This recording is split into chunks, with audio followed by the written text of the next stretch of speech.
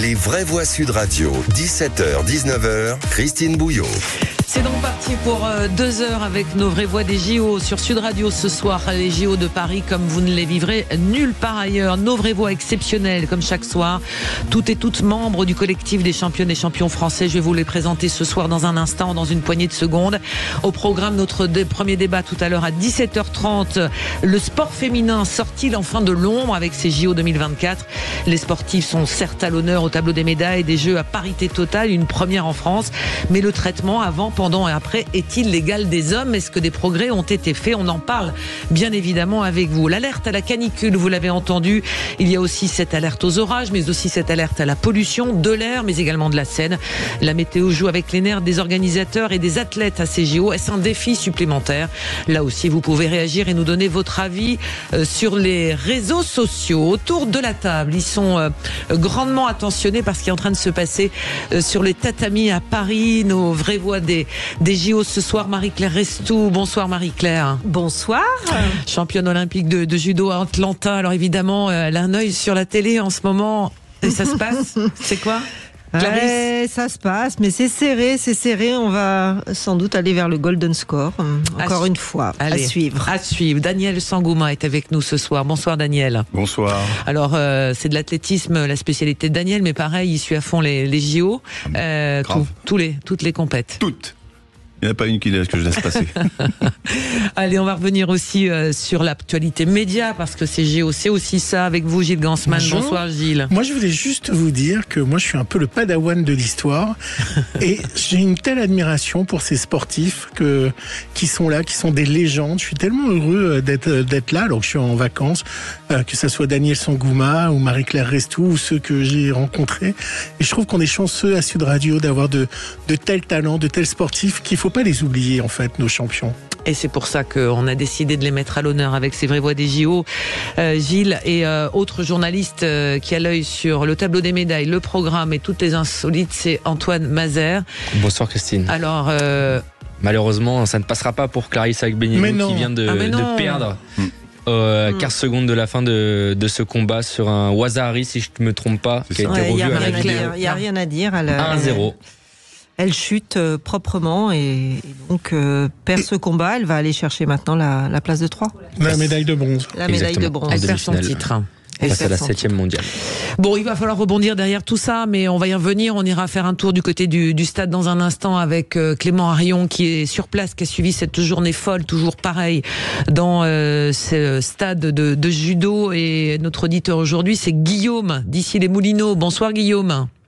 Bonsoir à tous. Comment merci ça va de m'accueillir. Écoutez, chaudement parce que j'ai pas la clim. Ah, venez nous voir. Comme beaucoup d'athlètes d'ailleurs, il paraît. C'est ça, on va en reparler tout à l'heure. Vous avez un coup de cœur Guillaume pour ces JO ? Oui, parce que je crois qu'effectivement, dans un monde de plus en plus dissolu et incompréhensible, on a encore les JO, même si tout le monde n'est pas présent à cette grande messe. Non, c'est pas une grande messe en fait. Non, je faisais pas référence à la cérémonie. Et là, on peut que se réjouir qu'effectivement le sport soit encore fédérateur. Et on va faire beaucoup d'abstractions dans ce que je vais dire, mais voilà, si on fait un certain nombre d'abstractions politiques, sociétales, etc. Bon, c'est un bel événement et on peut que s'en réjouir, voilà. Et on peut que s'en réjouir. Et l'organisation, ce qui se passe actuellement dans les rues de Paris, on l'a tous constaté dans les stades, partout. Il y a une communion avec la planète. Hein, Guillaume, Oui. C'est pour ça que je vous ai dit en introduction, il faut faire abstraction d'un certain nombre de choses. Et c'est vrai que si on considère maintenant la cérémonie d'ouverture qui était belle à 30% et 70%, je dirais, sujette à caution. Voilà, je reste prudent dans mes propos. C'est vrai qu'on peut considérer aussi les 44 000 barrières, les touristes qui n'ont pas pu visiter Paris sereinement. Et ça c'est vite oublié. Ça c'est vite oublié. C'était dans et c'est effectivement des choses et on va y revenir parce qu'il y a des moments et des images de Paris qui circulent dans le monde entier qui sont absolument somptueuses. On pense à cette boule. C'est pour ça que c'est plus un coup de cœur, je dirais, optimiste et humaniste, qu'un coup de gueule politique et économique, on va dire. Sachez que les réservations pour Noël ont déjà une augmentation de 30% pour aller voir la Tour Eiffel. Ça a beaucoup marqué aux États-Unis, la Tour Eiffel éclairée de cette façon-là. Bon, ils vont être un peu déçus, ils vont se retrouver avec des guirlandes. Ils ne verront pas le show. Peut-être ils vont le garder, mais ils vont se retrouver avec 3 lights, mais avec 3 lumières. Mais en tout cas, les réservations ont augmenté de 35% pour Noël. Je crois que ce sont nos amis restaurateurs et hôteliers qui ont vu leur taux de fréquentation, en tout cas pour les hôtels qui ne sont pas des palaces, c'est-à-dire jusqu'aux 4 étoiles. C'est la Fédération des hôteliers restaurateurs qui en parlait. Bien sûr. Chuté de 70%. Ouais, mais ça va se remplir derrière. La vitrine est belle. Ça va se remplir derrière. Ça va s'équilibrer. Ça va s'équilibrer. Il faut aussi. On va rester résolument. On a dit tellement de mal de ces JO aussi en amont que peut-être certains ont été effrayés et peut-être que beaucoup aujourd'hui regrettent de ne pas être ou restés ou être venus du côté de Paris. Guillaume, vous restez avec nous parce que vous allez rester avec nos vraies voix ce soir. Mais on prend tout de suite avec Clément Harion la direction du palais éphémère du stade de judo avec cette énorme déception pour Clarisse Abguenenou. Comment le stade a réagi, Clément? Tout le monde est très déçu. Tout le monde est très déçu. Christine, il y avait pourtant une ambiance de folie pour cette demi-finale de Clarisse. Eh bien, elle a continué, elle a dominé cette demi-finale, mais elle s'est fait surprendre au dernier moment par cette Slovène.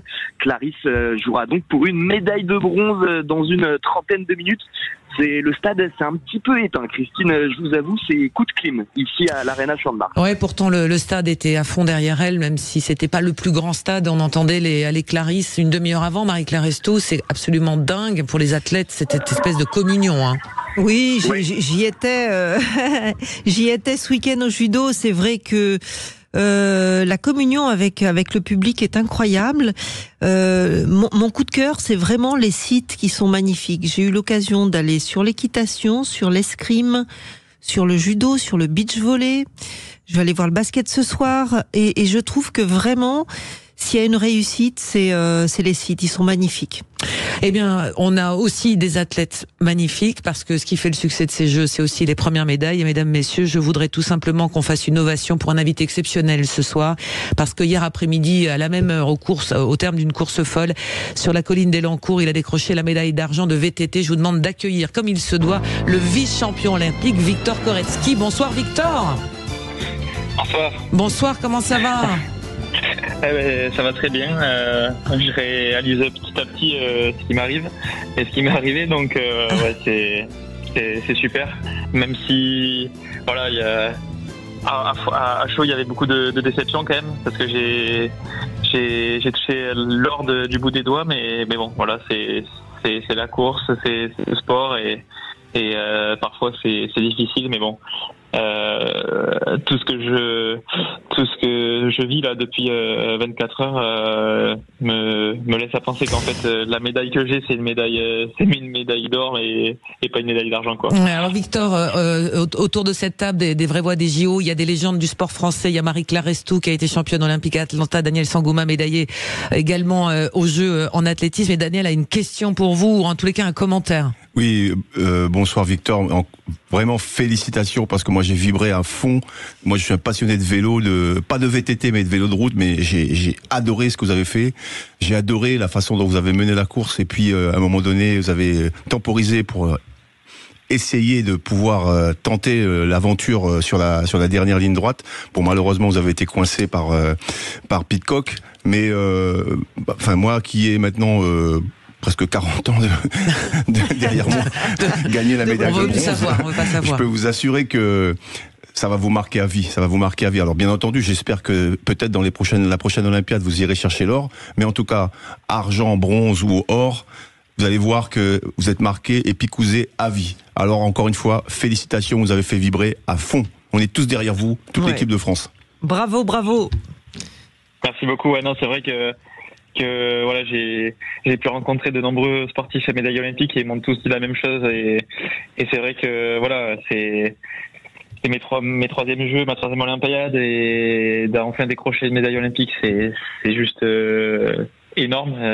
C'est parfois l'accomplissement d'une carrière et Et voilà, on est tous préparés pour et on veut tous gagner la plus belle des médailles, mais c'est vrai que voilà, parfois il faut savoir savourer et arrêter de se refaire la course. Marie-Claire Estou qui a une question pour vous. Une médaille d'argent, c'est pas de l'or, mais vous verrez, il y en a tellement qui en veulent une et qui n'en auront pas, que vous allez la savourer avec tous vos amis, avec votre famille, avec tous ceux qui vous ont soutenu. Vous allez voir, c'est formidable. Et Victor, Victor Koretsky. Ouais, c'est sûr, et surtout que, comme vous le dites, il y a un bon exemple aussi avec Pauline qui a gagné l'or la veille. Elle a attendu 4 Olympiades avant d'y arriver, donc Et Victor, n'oubliez pas que la terre entière a vu la façon dont il vous a bousculé.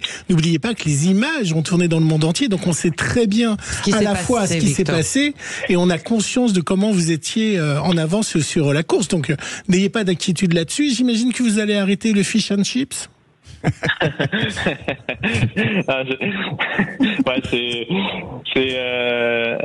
pense que je suis forcément triste, mais voilà, peut-être que si j'avais été à sa place, j'aurais peut-être fait la même chose, je sais pas, mais j'ai du mal à accepter quand même, mais à la fois je reste quand même terpé parce que ça fait partie du sport et j'ai pas envie de garder cette image négative, on va dire. Oui, on n'aime pas, on n'aime pas perdre. Hein. C'est pour ça qu'on est champion. C'est pour ça, exactement. Et maintenant, vous faites partie de la grande maison des Olympiens, des médaillés olympiques français, et vous allez voir que, voilà, on est quelques-uns comme ça maintenant. C'est une grande et belle famille. Ouais, très belle famille. Et puis cette image tournera en boucle dans les résumés lorsqu'on parlera des Jeux Olympiques, de cet Anglais qui bouscule ce Français. Victor, moi j'avais une question pour vous. Là, on sent effectivement que quelque part, maintenant que vous êtes quelque part redescendu de l'émotion pure, il y a cette forme de petit regret sur cette séquence qui a duré quelques secondes et qui fait basculer votre course. Et donc, vous en voulez toujours plus et vous visez un autre titre. Vous partez sur une autre Olympiade. Oui, donc alors là, je suis encore un peu loin pour être honnête, j'y ai pas pensé, mais oui, le but pour moi c'est vraiment de continuer encore 4 ans minimum. Et puis bon voilà, ce que j'ai plutôt en tête là, c'est vraiment le championnat du monde là dans un mois. Ce sera probablement une belle revanche que j'aurai à prendre et ce sera. Je vous invite à suivre et je pense qu'il y aura du spectacle encore une fois. Oui, alors on a vu aussi les images au Club France, Victor, cet accueil. J'imagine que quand on est vététiste, on vit pas ces moments-là tous les matins. Non, mais c'est clair. Après, on a de la chance quand même d'avoir pas mal de spectateurs au bord des circuits, au bord des courses. Par exemple, au OG en France, il y a toujours eu une super ambiance. Il y a presque autant de personnes que ce qu'il y a eu là sur les jeux. Donc non, on est quand même habitué à avoir du monde, mais là c'est vrai que ce que j'ai vécu hier au Club France était encore un cran au-dessus. J'ai fait du clapping sur scène, j'ai profité avec la foule, c'était vraiment un super moment. Et vous n'êtes pas jeté dans la foule comme certains, je sais plus. J'ai hésité à un moment donné, mais j'étais peut-être encore trop conscient donc j'ai préféré continuer normalement. Il y a Antoine Mazer aussi dans les sportifs chez nous qui a une question, qui est grand fan de VTT, de vélo, et qui avait une question pour vous, Victor. Parce que la France a eu Julien Absalon, quand même double médaillé olympique, il y a eu Pauline Ferrand-Prévot, il y a bien sûr vous, Victor. Qu'est-ce qui explique vraiment cette réussite du VTT français? On a l'impression que à chaque Olympiade ou surtout à chaque Coupe du Monde, il y a toujours des résultats assez impressionnants pour le VTT français, et le public le rend. Quand hier on voyait l'ambiance du côté de la colline de Lancourt, c'était assez magique, j'imagine, à vivre, comme vous en parliez. Comment est-ce qu'on explique cette vraie réussite du VTT du côté des Français? Je pense qu'il y a vraiment des bons clubs formateurs. Ensuite de ça, il y a l'encadrement au niveau français qui est top. Et en fait, je pense que dans un premier temps, on pratique ce sport parce que on adore être en pleine nature et profiter comme ça. Et en fait, au fil du temps, on se professionnalise Et on est bien accompagné. En France, il y a des belles équipes pour commencer, des beaux clubs. Et je pense que c'est ce qui fait qu'on a vraiment des sportifs très performants, quoi. Il va falloir qu'on vous libère, je crois, Victor, parce que vous avez beaucoup de sollicitations, bien évidemment. Moi, je voulais savoir comment va Livio, comment il la trouve, votre médaille? Et il la trouve lourde, il m'a dit. Et il a 2 ans. D'accord. Il a 2 ans, 2 ans et quelques mois, et 3 mois. Et il a vraiment profité hier à fond, même s'il comprend pas tout ce qui se passe. En tout cas, moi, j'étais content de l'avoir à mes côtés, et ça m'a donné une énergie supplémentaire. Vous allez aller voir d'autres compétitions maintenant que c'est un peu plus tranquille. Vous allez profiter. Quel est votre programme avant peut-être de redescendre du côté de l'Hérault? Victor. Ouais, j'aimerais bien, si c'est possible, avoir un peu de triathlon qui a été décalé. Faut qu'il ait lieu. Faut qu'il y ait de l'eau propre. Ouais. Et voilà. Après, c'est une discipline qui me plairait d'aller voir. Ouais. Et surtout que c'est dans les jours où je serai encore là. Donc, puis j'ai mon ami Pierre Lecor aussi qui fait la course.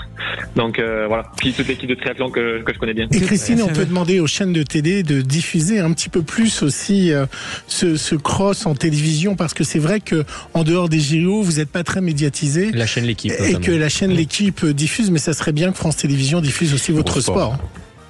Non, c'est clair.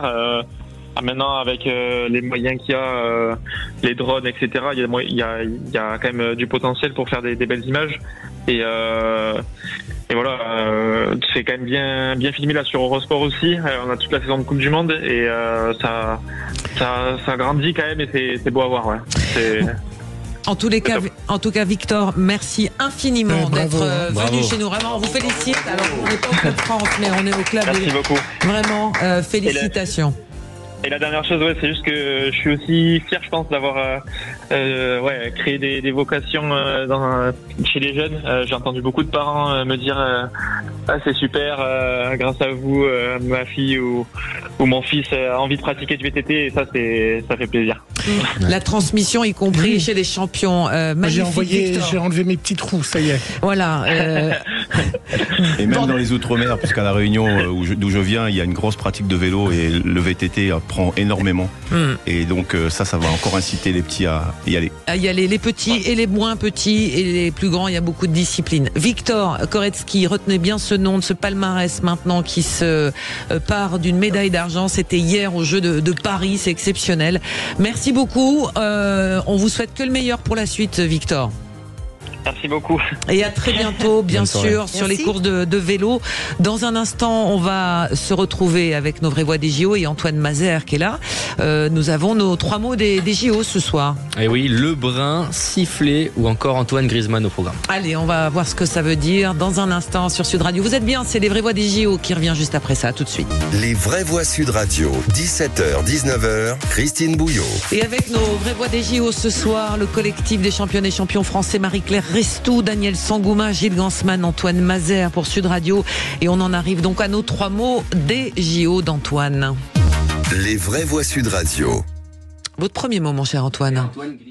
Antoine Griezmann, ou plutôt Monsieur Gio, le footballeur français, est présent à Paris pour assister aux épreuves de rugby à 7, de natation, d'escrime, de gymnastique ou encore d'équitation. Sur le réseau social X ou sur Instagram, le Français est très réactif aux résultats des athlètes tricolores, annonçant chaque médaille en temps réel. Amoureux de son pays, le vice-capitaine des Bleus ne rate rien de ces Jeux Olympiques et encourage chaque sportif français, à tel point qu'Emmanuel Macron a écrit sur X qu'il suivait les résultats en temps réel grâce à Antoine Griezmann. Alors là, maintenant, la question que tout le monde se pose, est-ce qu'il va continuer de poster les résultats sur ses réseaux sociaux? Car ce matin, son club espagnol de l'Atlético nous informait que Griezmann était de retour à l'entraînement. Mais c'est vrai qu'il a fait un petit peu le buzz à suivre les Français, à donner beaucoup de force, même à des sportifs moins connus. Mais est-ce que vous pensez que c'est lui ou c'est un community manager? Eh oui, sa femme, Erika, notamment, a publié une vidéo sur Instagram où elle le filme. Il est déjà prêt, il avait déjà programmé le tweet. Donc il le fait vraiment. Il le fait vraiment, il est devant la télé ou des fois sur les épreuves. Et Marie-Claire, vous l'avez croisé? Ah oui, je l'ai croisé, je confirme, en sortie de piscine. Vous avez fait un selfie ? Non, il était très occupé avec plein de fans, dont je ne l'ai pas dérangé, mais il était heureux d'être là, visiblement. Il avait assisté, comme moi, à la victoire de Léon Marchand, et donc c'était un peu l'euphorie autour de l'Arena. Il aurait peut-être aimé les faire. On a le sentiment quand même qu'il aurait bien aimé être sur la pelouse. C'est une ambiance tout à fait particulière, les Jeux Olympiques.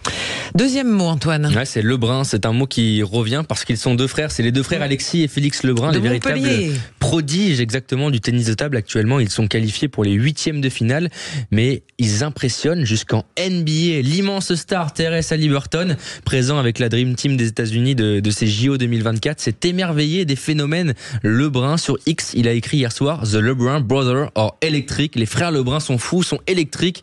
Ils sont depuis quelques mois une vraie locomotive médiatique pour le tennis de table. Les audiences sont impressionnantes et les points sont spectaculaires. Est-ce maintenant aller chercher une médaille pour valider ça? Mais la mission s'annonce quand même difficile quand on voit la domination des Asiatiques dans cette discipline. Oui, mais moi, je suis totalement fan parce qu'ils font très premiers de la classe avec leurs petites lunettes. 17 et 20 ans. Et voilà, ils sont tout gentils et quand ils se mettent à jouer, mais alors là...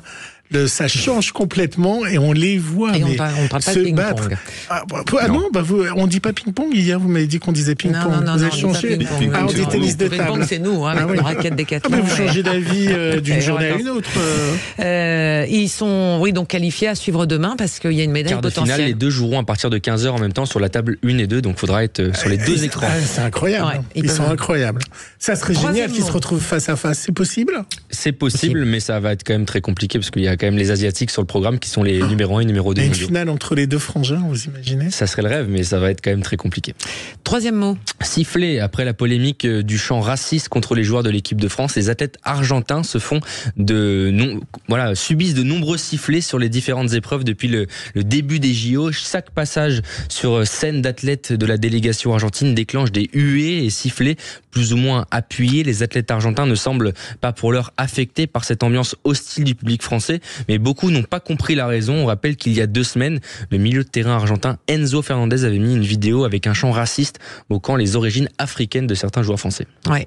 Et ça avait fait effectivement déclencher une enquête interne à la FIFA et sans doute des sanctions, si je ne m'abuse, mon cher Antoine. Exactement, et ça avait commencé avec le rugby à 7 où l'équipe d'Argentine avait été sifflée notamment premier match face au Kenya et ensuite face à l'équipe de France. Mais maintenant, c'est vrai que sur chaque site olympique, à chaque fois qu'un Argentin est présent, une petite tuée. Affaire à suivre. Bon, voilà pour les 3 mots. On va continuer dans un instant notre débat avec nos vraies voix des JO. On va s'arrêter. Daniel Sangouma, Marie-Claire Restou pour nos vraies voix des JO ce soir. Avec Gilles Gansman également et Antoine Mazer, la question, est-ce que ces JO de Paris, est-ce qu'à cette occasion le sport féminin sort enfin de l'ombre à tout point de vue? On va tout détailler, on aura une invitée aussi et vous pouvez nous appeler ou en tous les cas réagir sur les réseaux sociaux. À tout de suite.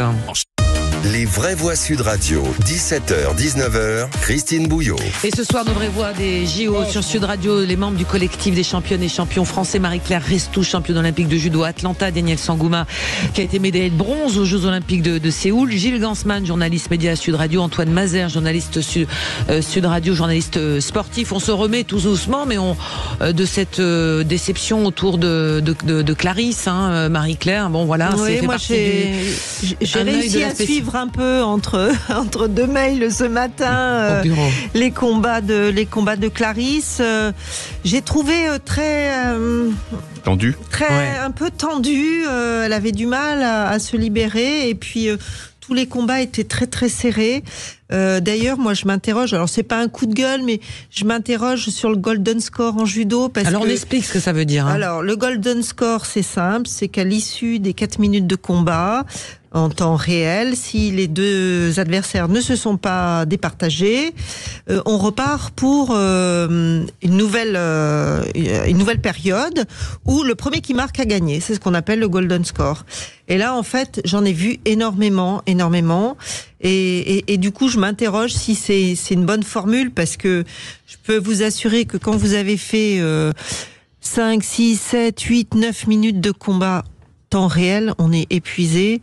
Et donc, en fait, on voit pas du beau judo, en fait. Mais vous préféreriez quoi? Un juge qui décide qui a gagné, comme dans la boxe? Vous imagineriez quoi pour remplacer? Il y a 2 choses, en fait. à mon époque, alors ça fait un peu vieux ancien combattant quand on dit ça, mais nous on avait 4 minutes de temps réel, point. À l'issue des 4 minutes, il y avait 3 arbitres. Et les arbitres, départageaient la combattante ou le combattant qui avait été le plus offensif. Mais il y avait des petits points intermédiaires. Aujourd'hui, on ne compte que les gros points, c'est-à-dire les Wasari Ippon. Et donc tout ce qui était en dessous Koka Yuko, c'est-à-dire que ça n'existe plus. Et donc du coup, ils ont mis en place ces nouvelles règles pour encourager le beau judo, les choses plus spectaculaires. Mais en fait, les choses spectaculaires, moi j'ai le sentiment de tout ce que j'ai vu là depuis quelques jours, ça veut dire qu'en fait, il y a moins de prise de risque. Et je la montre en fait. Et voilà. Et c'est comme s'il y avait que des tirs au but au football en fait. Jusqu'aux prolongations, ça les cache à chaque fois. Donc je pense qu'il faudrait s'interroger. Alors moi j'ai pas c'est juste un constat que je fais. Où je dis le golden score en judo et le fait d'avoir fait évoluer l'arbitrage d'une certaine manière. Je trouve qu'en fin de compte, ça n'amène pas un plus beau judo qu'avant. Allez, on va y revenir parce que Clarisse joue pour la médaille de bronze. Dans quelques minutes, on va suivre ça évidemment, pas en direct, mais on va suivre ça, on va jeter un œil, on va vous tenir au courant. Mais là, c'est l'heure justement, on va parler des femmes, de ces femmes à ces JO et c'est l'heure du débat. Les vraies voix Sud Radio, le grand débat du jour. Le débat aujourd'hui, puisque les sportifs sont à l'honneur plutôt bien au tableau des médailles côté français, des jeux aussi à parité totale pour la délégation française. Mais peut-on dire que véritablement le traitement avant, pendant, après de ces JO des athlètes, est-ce qu'il est vraiment l'égal des hommes? Pour en parler avec nous, je voulais qu'on invite et qu'on entende Tess Armand. Bonjour. Bonjour. Directrice générale Tess Armand de l'association Alice Mia qui a permis donc aux athlètes féminines de rentrer dans les disciplines olympiques, de participer aux Jeux olympiques. Est-ce que vous trouvez que ces JO, on va dire, changent le sport féminin de leur vision? En tous les cas, est-ce qu'il y a un traitement différent ou meilleur que les autres éditions? Alors c'est un peu difficile à dire pour l'instant parce que on vient tout juste de commencer. Je pense qu'on aura une meilleure analyse évidemment une fois que ce sera terminé. Mais déjà on peut voir qu'il y a un certain nombre de progrès qui ont été faits. Donc déjà on l'a mentionné beaucoup, mais c'est important de le rappeler. Cette année, donc c'est la première fois qu'on a des Jeux olympiques paritaires et qu'on aura les Jeux paralympiques les plus féminisés de l'histoire.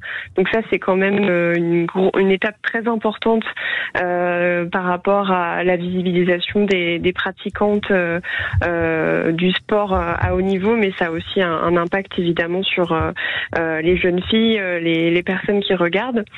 On a aussi récemment quand même les Jeux paralympiques et un certain nombre d'événements de compétition féminine qui ont intégré donc les événements d'importance majeure pour la médiatisation, ce qui est très significatif parce que avant en fait aucune compétition féminine ne faisait partie de cette liste d'événements à part les Jeux olympiques. Et puis on voit que de plus en plus on fait un effort sur le langage qu'il faut employer quand on parle des athlètes. En 2016, il y avait une étude qui avait été faite par Cambridge qui montrait que quand on parlait des athlètes féminines, on avait tendance à parler de leur vie personnelle, de leur apparence physique, alors que quand on parlait des sportifs, on allait plutôt accentuer sur leur performance et leur capacité. Aujourd'hui, j'ai quand même l'impression que on fait un effort là-dessus. D'ailleurs, il me semble que pas plus tard qu'il y a 2 jours, il y a un commentateur qui a été écarté d'une chaîne parce qu'il avait fait une remarque inappropriée, très stéréotypée sur les sportives. Alors, je pense qu'on progresse. On progresse. Tess Armand, vous restez avec nous. Vous êtes avec nos vraies voix des JO et Daniel Sangoumin, un commentaire ou une question peut-être, Daniel? Une remarque. En fait, hier, quand on a assisté, avant-hier, quand on a assisté à la victoire en VTT de Pauline Ferrand-Prévot. Prévot, pardon. Il y avait un monde fou. Il y avait un monde fou sur le parcours. Et j'avais quand même l'impression que les gens étaient venus pour voir nos Françaises, pour voir Pauline et pour voir la deuxième Française être vraiment parmi les meilleurs, voire gagner. J'étais au Stade de France pour le rugby. L'équipe de France féminine et le rugby féminin a rempli le Stade de France comme le rugby masculin. Voilà, moi, ce sont des éléments peut-être factuels, mais néanmoins, voilà, ça parle aujourd'hui. Le sport au féminin, et quand on regarde les audiences, par exemple, sur le rugby à 15 féminin, durant le tournoi des 6 nations, il a pas à rougir. Hein, il a pas à rougir. Marie-Claire Estot. Alors moi, je pense que la pratique sportive féminine est à l'image de la société. Et donc, il y a 40 ans, les femmes, elles osaient sans doute moins. Aujourd'hui, les femmes, elles osent plus. Et forcément, on en voit la transformation dans la pratique sportive et du coup, dans la participation aux compétitions. Le fait qu'il y ait autant d'épreuves, enfin le judo on est un bon exemple, hein, autant de catégories féminines que de catégories masculines, et ça c'est chouette, et donc ça donne la chance à tout le monde, et je pense que la société depuis un certain nombre d'années encourage ça aussi, et je pense qu'on ne peut que s'en féliciter. Tout à fait. Ce matin encore je me faisais la remarque, je marchais là le long des quais de Seine, et je voyais beaucoup de gens faire leur footing, beaucoup de femmes, seuls ou accompagnés avec des groupes. Donc le sport s'est vraiment démocratisé au point d'en arriver chez monsieur, madame, tout le monde, et beaucoup de femmes pratiquent aujourd'hui. Donc moi je crois que c'est plutôt positif. Gilles Gansman, sur la partie médiatisation, ce qui est important, on en parlait avec Tess Armand, qui est directrice générale de l'association Alice Mia, qui est avec nous également, qui parlait de ce commentateur qui a été écarté parce que propos sexistes.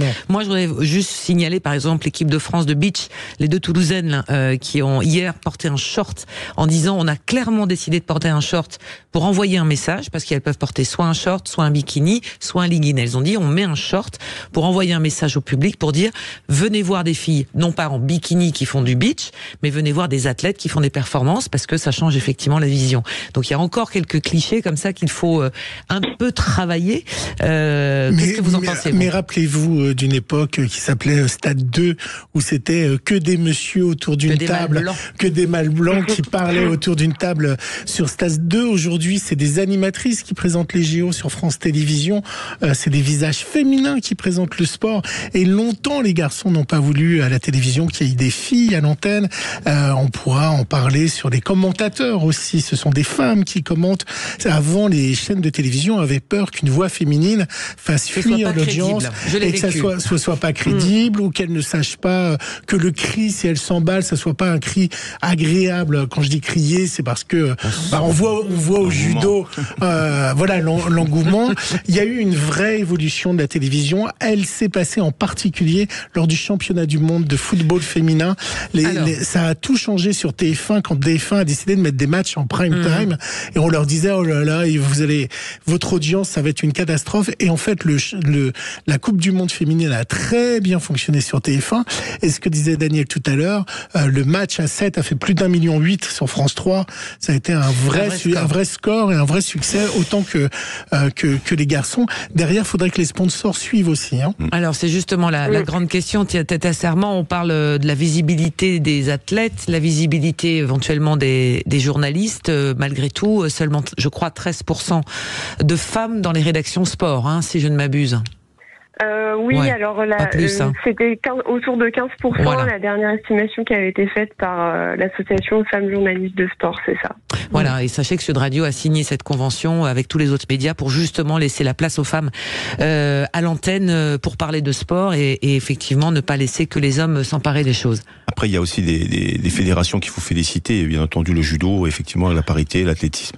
Je remarque aussi, et puisqu'on va parler peut-être un peu d'argent, que la fédération de tennis, et notamment Roland Garros, ont fait en sorte que les primes de victoire sont égales, garçons ou filles. Donc petit à petit, et peut-être même dans les autres grands chelems, maintenant je pense que c'est comme ça. Donc il n'y a plus de disparité. Au football, les footballeuses de l'équipe américaine ont fait grève en disant voilà, nous on veut les mêmes primes pour les mêmes championnats, et ça a été voté ainsi. Donc voilà, les choses évoluent. Doucement peut-être pas assez vite, mais les choses évoluent. Malgré tout, on sent quand même que le sport féminin, économiquement, est plus fragile ou plus fragilisé que le sport masculin, ou pas du tout? Oui, je pourrais pas dire qu'aujourd'hui le sport féminin est aussi stable que l'équivalent masculin aujourd'hui, puisqu'on a encore des athlètes qui doivent faire des cagnottes pour lever des fonds pour participer à des compétitions et tenter de se qualifier l'année des Jeux Olympiques. Donc on prend souvent l'exemple de Jonah Egui qui avait donc vendu des meubles sur le Bon Coin pour pouvoir justement avoir des fonds pour voyager, participer à des compétitions. On manque encore de cette stabilité-là, surtout sur les sports individuels. On voit que côté handball, la convention collective qui a été adoptée il y a quelques années maintenant a permis vraiment de montrer l'exemple et donc est en train d'être suivi par le basket, par d'autres sports. Mais c'est vrai qu'on constate que côté sport individuel, il y a cette double difficulté que finalement, en fait, on n'a pas ce collectif là qui permet de se mobiliser, peut-être de se faire entendre. Mais ce qui reste positif, parce qu'on aime bien rester dans le positif quand même, c'est que aujourd'hui, en effet, les marques qui investissent, les chaînes qui s'engagent pour diffuser des compétitions féminines, en fait, elles se retrouvent très très majoritairement gagnantes. On l'a vu avec, par exemple, la Coupe du Monde de football l'été dernier, qui avait failli ne pas être diffusée et au final a battu des records d'audience en France. On le voit aussi sur des études plus économiques. Donc là, j'invite à lire l'étude qui a été publiée avec Sportsora et Opinionway récemment, et du coup qui montre qu'en fait, quand les marques ont plus de bénéfices finalement auprès des consommateurs et consommatrices de sport au féminin que de sport au masculin. Mais ce qui a changé, mais ce qui a changé, Tess, parce que nous, moi je fais une émission média sur Sud Radio et on a reçu une haltérophile féminine qui était là et elle se battait par rapport à sa féminité, c'est-à-dire que parce qu'elle faisait un sport qui était réservé aux hommes d'haltérophiles, elle voulait absolument expliquer qu'elle avait un copain, un mari, que ce n'était pas un homme, malgré sa musculature et malgré son apparence.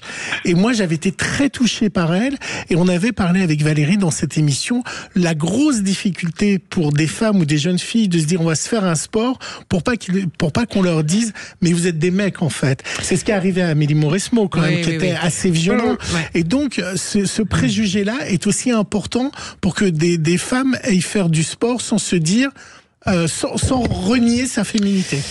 Alors, je voudrais revenir aussi avec, puisqu'on a quand même Marie-Claire Estou, Daniel Sangoma ici. Qui est très féminine. Non, mais ce que je veux dire, c'est que c'est Marie-Claire. Oui, mais Marie-Claire. Non, mais c'est intéressant. Moi, j'ai fait du judo. J'aurais pu faire de la danse ou du basket ou toute autre chose. Ou de l'athlétisme. Et en fait, ou de l'athlétisme. Et j'ai été attirée par le judo. J'ai été attirée par la bagarre. Et mes parents auraient pu me dire à l'époque, mais pourquoi c'est plutôt un sport de garçon, etc. Ben non, ils m'ont dit, tu veux faire du judo, ben va faire du judo. Bon, faut que les études ça suive, mais va faire du judo. Et en fait, je me suis épanouie en marchant pieds nus sur les tatamis, en me roulant par terre. Donc mais vous étiez traités les filles et les garçons de la même façon dans vos fédérations respectives à l'époque. Oui, quasi. En judo, à quelques rares petites exceptions près, je dirais, quand on faisait des stages. Parfois, les garçons, ils étaient dans des hôtels 3 étoiles et nous, on était dans des hôtels 1 étoile. Mais non. Mais à part ça, ça a beaucoup changé, ça a évolué. Non, mais je dis ça pour rigoler un peu. Mais franchement, très sincèrement, voilà. Au judo, les filles et les garçons sont traités de façon égale. Je crois qu'en athlétisme, en athlétisme, il y avait quelques disciplines qui étaient réservées qu'aux garçons. Mais aujourd'hui c'est fini. Il reste plus que le décathlon et encore depuis cet été il y a eu le championnat de France de décathlon féminin.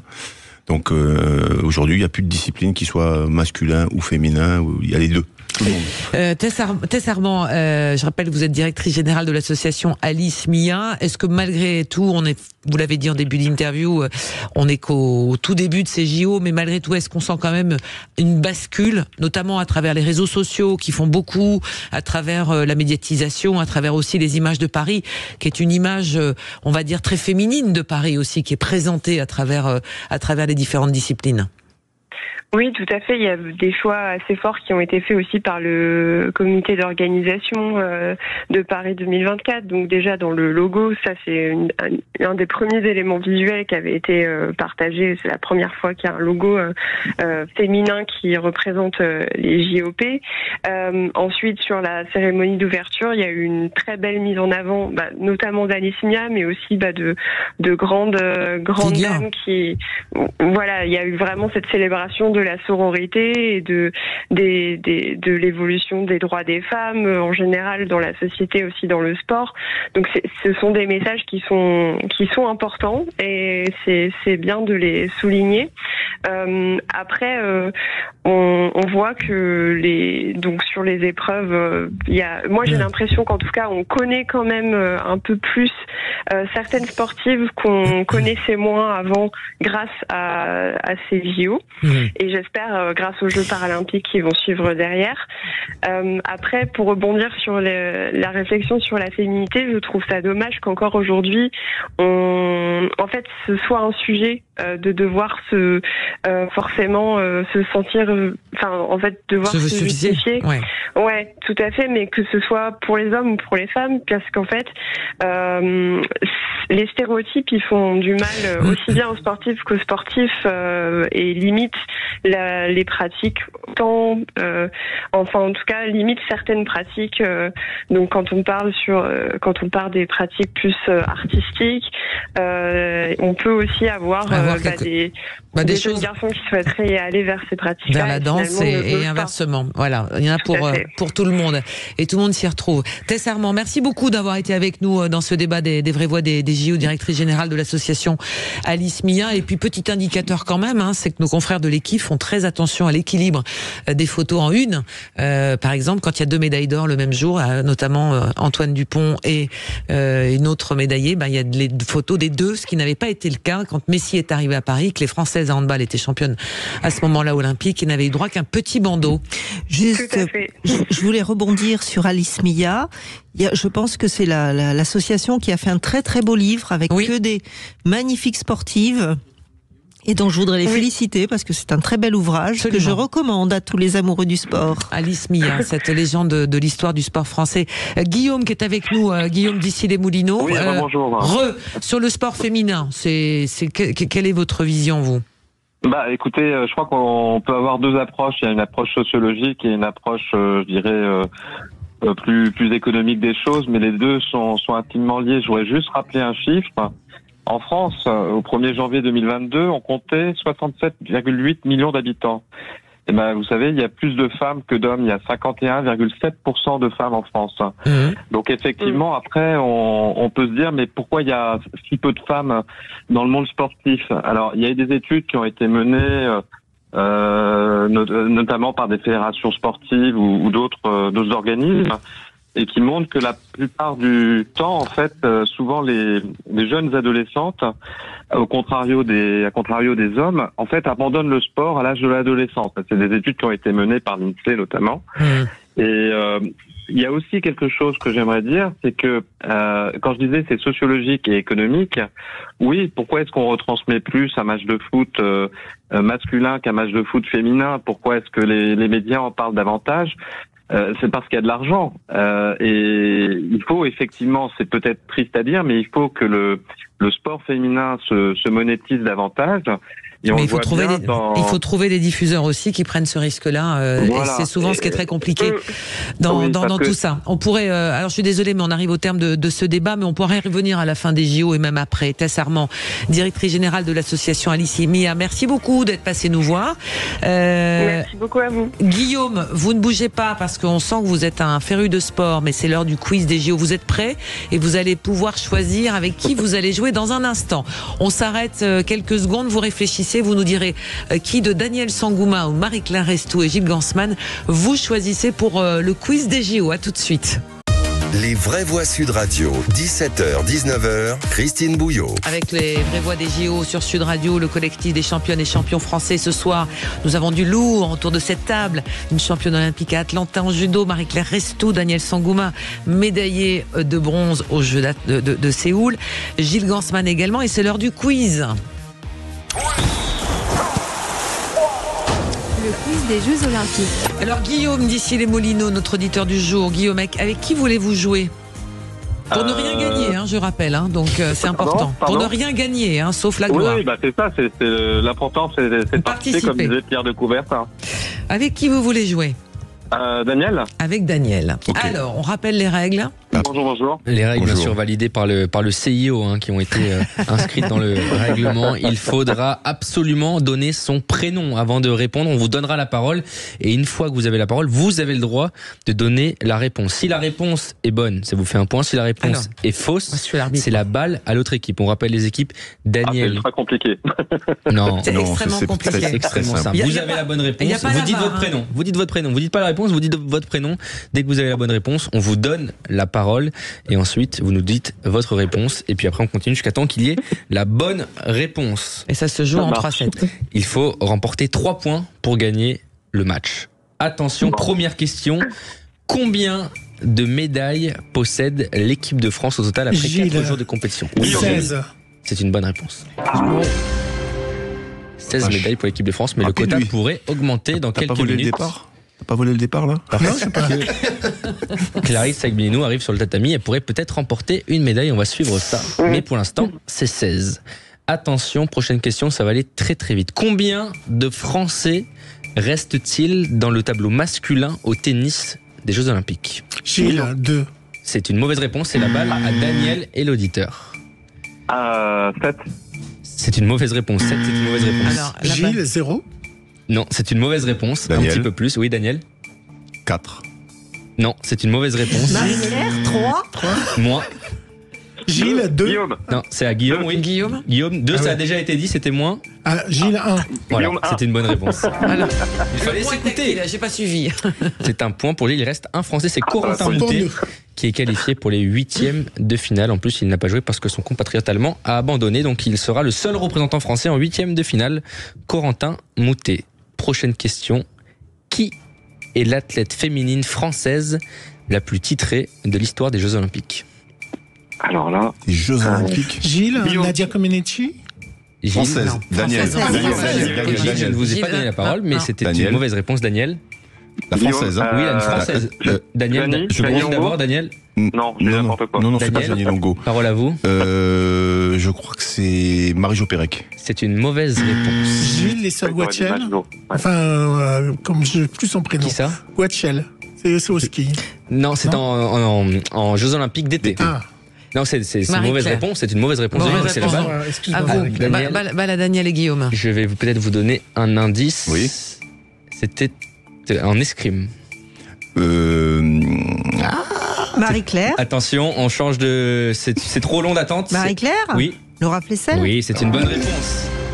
5 médailles, 2 médailles d'or, 1 médaille d'argent et 2 médailles de bronze pour Laura Flessel. Incroyable. 5 médailles olympiques quand même. Mais j'avais aussi pensé à Béatrice S, qui a un nombre incroyable de médailles en paralympique, en natation paralympique. Il doit en avoir une vingtaine, plus ou moins. Je ferai le quiz des paras au moment des Jeux paralympiques. Attention, ça fait 3-0. Ça fait 3-0, mais on peut faire aller pour la gloire le Golden Buzzer. Le Golden Buzzer. Donc, nous sommes à 17 médailles. C'est déjà fini. C'est fini. Eh oui, ça y est, à l'instant. Alors, instant médaille. Et non.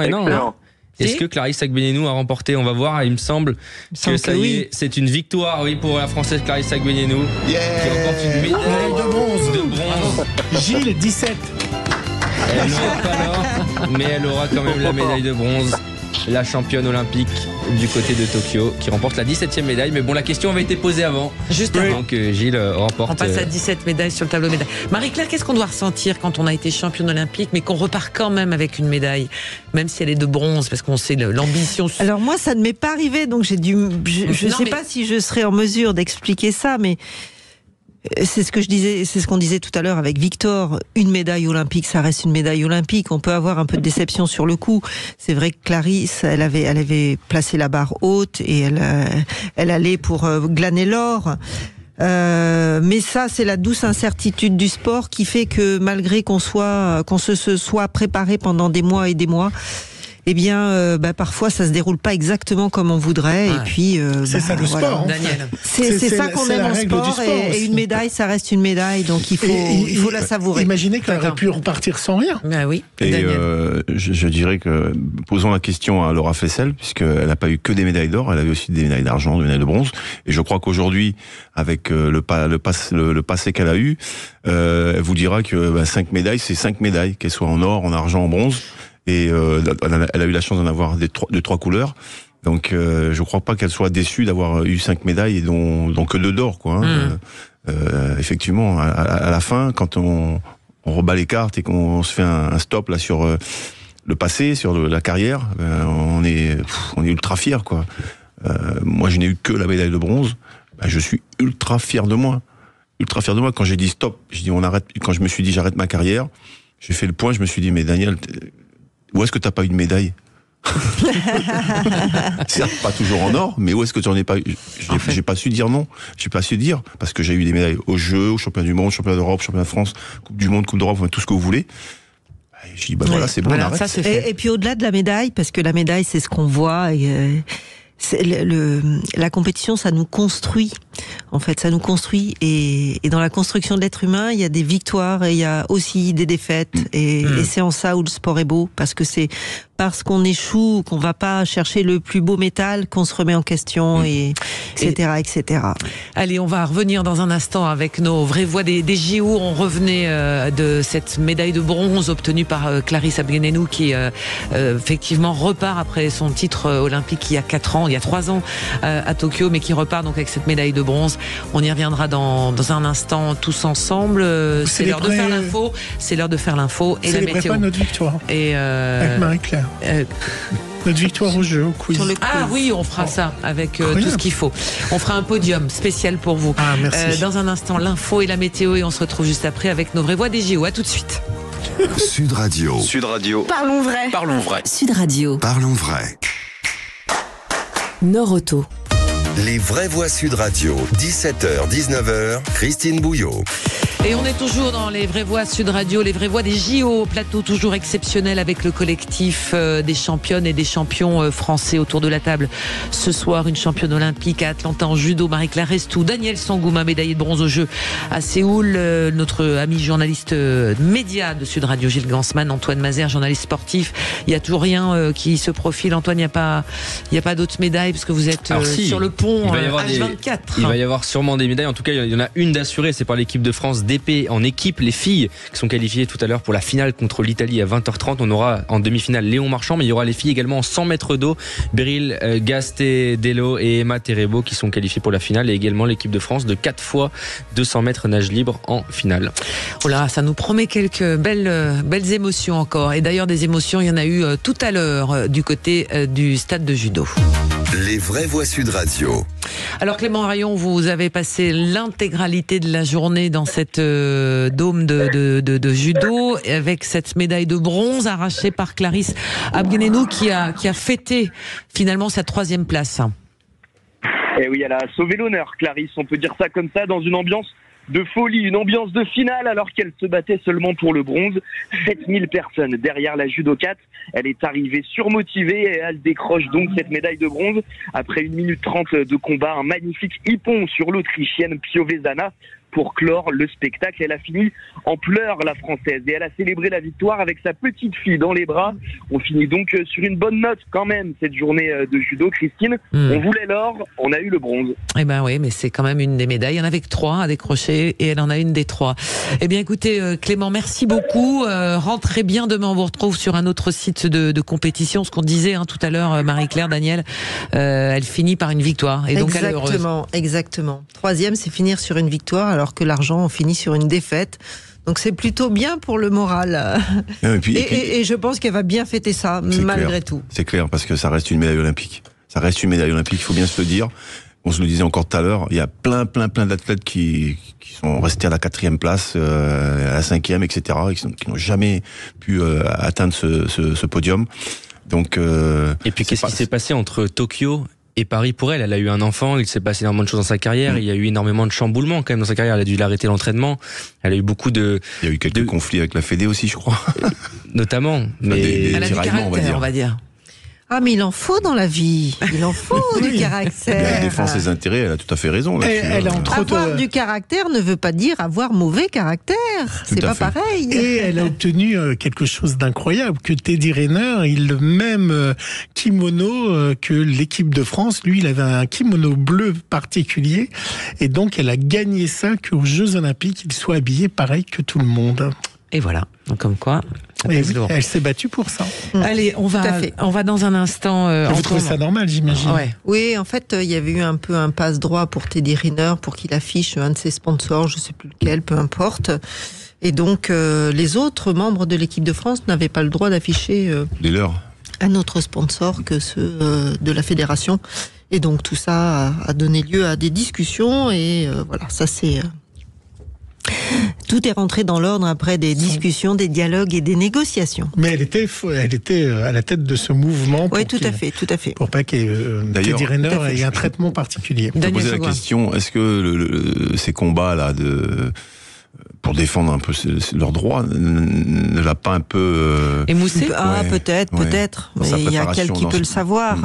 En fait, elle s'est battue pour que tous les membres de l'équipe de France aient le même kimono et les mêmes droits, et je trouve ça très bien. Elle a surtout fait aussi beaucoup avancer la question de la présence des mamans pendant ces compétitions. Oui, de pouvoir allaiter pendant les compétitions. Pouvoir allaiter, ce qui n'était pas évident, de pouvoir partir en compétition avec un enfant en bas âge, parce que être mère ne veut pas dire ne pas être athlète, c'est quand même une révolution dans le monde sportif. Et puis ça entraîne une logistique non négligeable. Et dans les fédérations, c'était compliqué, il faut bien se rendre compte mais que parce c'était que pas dans le logiciel. Oui, mais la situation ne s'était jamais présentée.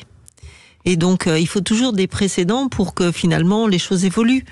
Donc voilà. Peut-être que la situation s'étant présentée, la fédération avait poussé un petit peu du revers de main pour dire gère ta situation personnelle, après tu reviendras.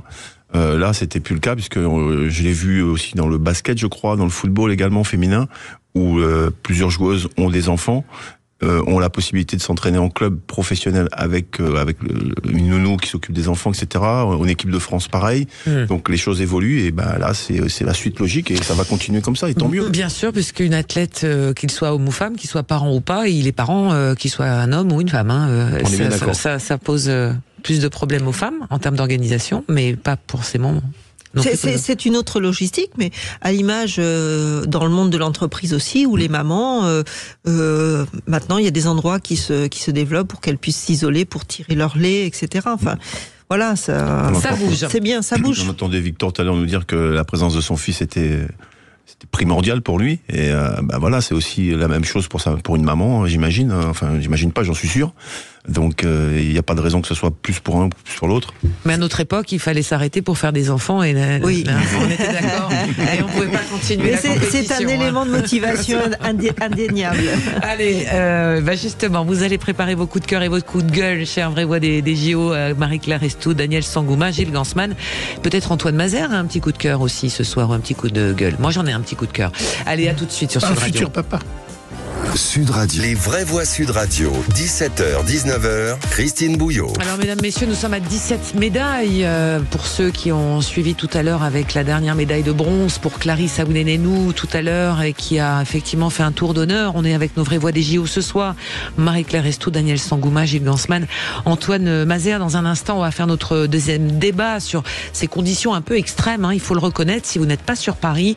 Je sais qu'il fait très chaud partout en France, des températures caniculaires. On l'a entendu dans la météo de Rémi André, mais les compétitions sous 40 degrés en plein soleil, comment les athlètes s'y préparent, comment aussi la ville de Paris a préparé, les organisateurs, et puis il y a des conséquences aussi, il y a les orages qui risquent de tout perturber, et il y a aussi cette alerte à la pollution, que ce soit l'eau de la Seine, mais aussi atmosphérique, puisque Paris et Île-de-France a lancé une vigilance pour la qualité de l'air dans les prochaines heures. Mais pour l'instant, c'est l'heure de vos coups de cœur. cœur et de vos coups de gueule, mes chers Vrévois. Honneur à vous, ma chère Marie-Claire.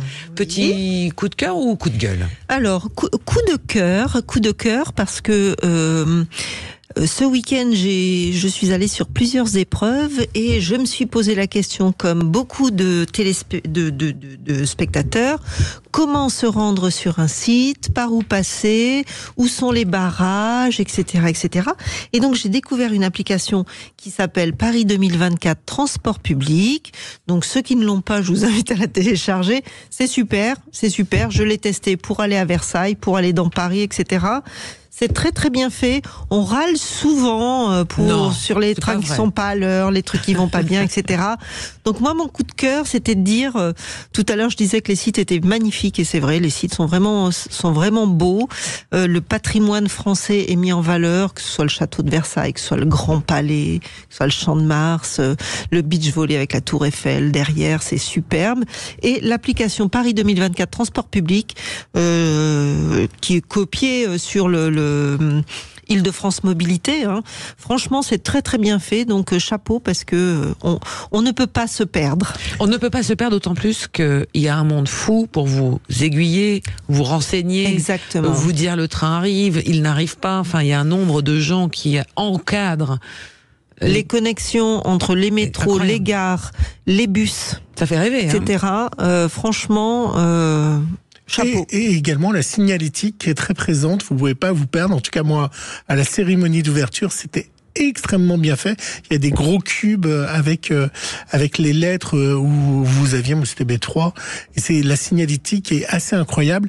Et puis vous savez, on peut faire un clin d'œil aussi à la police ou au CRS. Alors moi j'avais des CRS qui venaient de Bretagne, qui étaient super drôles, super sympas.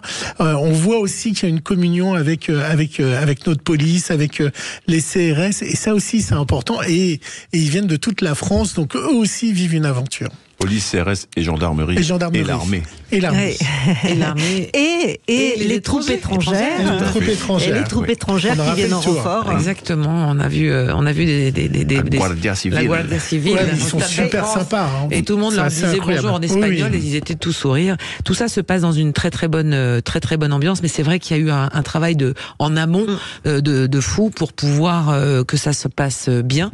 La question c'est, ça serait bien que ce soit tout le temps, presque comme ça, c'est ce que beaucoup disent, et aimeraient que les transports parisiens, en tous les cas les transports publics et la sécurité, soient à ce niveau-là de résultats. Daniel. Oui, alors je ne sais pas si c'est un coup de gueule ou si c'est un coup de cœur. En fait, je me pose la question, puisqu'on a les épreuves de kayak à Vers-sur-Marne, là-bas, donc sur la Marne, a priori, donc elles ont bien lieu. Oui. Et ça se passe plutôt bien, a priori aussi, pour tout le monde. Au niveau des participants, en tout cas, ils n'ont pas de pépins particuliers à cause de l'eau, notamment. Et puis sur la Seine, à cause de la pluie là, qui a eu lieu pendant les cérémonies, on peut plus rien faire dans la Seine. Je sais pas quoi dire. Je suis très dubitatif. Ce matin, j'étais content d'aller voir le triathlon, et puis arrivé sur place, je suis tombé sur il y a personne. Alors que toutes les installations étaient bien faites, c'était magnifique, les gens ils étaient là enthousiastes, et puis il y a pas d'épreuve quoi. Alors pourquoi sur la Marne on peut faire du kayak, et pourquoi sur la Seine on peut pas faire non, en fait, je crois que c'est le bassin de kayak, et notamment le bassin dynamique là. Oui. En fait c'est un bassin artificiel. Oui, mais ils prennent l'eau. Donc ils doivent drainer l'eau en amont pour qu'elle soit. D'accord. Puis ils vont pas dedans normalement. Ah bah, ils ont un bateau entre eux et l'eau. Mais ils s'abusent partout quand même, ils sont dedans, qu'ils veulent ou pas. Antoine. Non, parce que les épreuves d'eau vive qui doivent également se tenir dans la Seine, elles pourront être, en cas de plan B, pourront se déplacer juste derrière, là où il y a les épreuves d'aviron. Donc c'est à Vers-sur-Marne également. C'est un bassin également qui est fait. Il me semble pas que ce soit de l'eau artificielle par contre dans ce bassin-là. Non, mais par contre là c'est possible. Non, là c'est possible que les épreuves d'eau vive, donc de natation, parce qu'il y a que de la natation. Là, l'épreuve de triathlon, où il y a un programme également de course à pied et de vélo, n'a pas de solution pour se faire du côté de Vers-sur-Marne. Exactement. La seule solution, le seul plan B qui est fait, c'est de reporter les épreuves, comme demain matin le triathlon. Et la pire des situations, on va dire, pour les organisateurs, ça serait de passer en duathlon, c'est de supprimer la natation et de garder uniquement la course à pied et le vélo. Mais vous vous rendez compte, le mec qui est super bon en natation, notamment les Français. Évidemment. Si la natation est son point fort. Et surtout nos Français, l'un des points forts de nos Français, c'est surtout la natation. Ouais. Mais ils ont un délai. Alors je pose la question à Antoine. Un délai. Ils ont jusqu'à mardi prochain. J'ai vu dans la presse. C'est ça exactement. Disputer. Après mardi, c'est mort. Mais ça va rentrer dans l'ordre. Surtout qu'il y a les orages ce soir. Il faut qu'ils envoient une grande lessiveuse dans la Seine pour nettoyer tout ça. Il y a un bassin qui a coûté un prix monstrueux. Et en fait, les sportifs sont tenus au courant à 4h du matin, le jour de l'épreuve, de savoir si la Seine ce matin, c'était à 4h du matin que les entraînements, que les entraîneurs notamment, technique sur Sud Radio du triathlon. Gilles. Alors moi j'ai un coup de cœur et un coup de gueule. Mon coup de cœur c'est pour Coralie. Vous savez qui c'est Coralie ? Non. Coralie, elle a été retrouvée par le site Combini.